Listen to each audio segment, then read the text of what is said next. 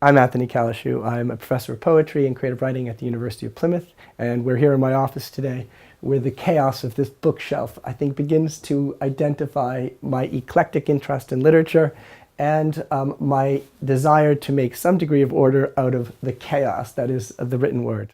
So I work as a writer and as a critic. I write poetry and fiction, and I've written some dramatic scripts as well.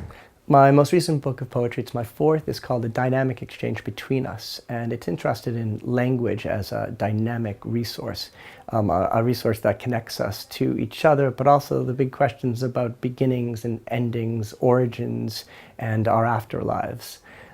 It's interested in faith, it's interested in spirituality, and it's interested in, I suppose, looking at how language is the medium we have to connect ourselves to the greater world.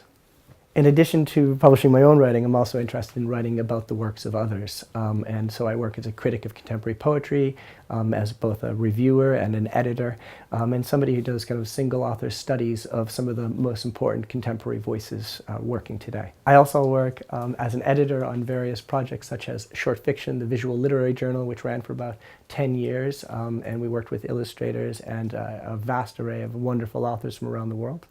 My current project is Periplum, which is dedicated to contemporary poetry. We publish digital interviews of poets in conversation, pamphlets, and broadsides, and we've been running since 2016. One of the real benefits to being a creative writer, I think, and also to teaching creative writing, is getting people to understand that it's about a greater contribution to society. It goes back to Aristotle when we talk about the idea that through fiction comes truth. And one of the things we're most interested in is looking at the variable truths that exist in the world and looking at how we as writers can begin to impact those truths and begin to impact some of the bigger issues about our environment, about our own political spaces and freedoms. And writers have throughout history been involved in doing those things, and we continue to be. I've been teaching creative writing for over 20 years, and one of the things that all creative writing courses that I've been involved with, I think, aspire to is an encouraging and nurturing environment.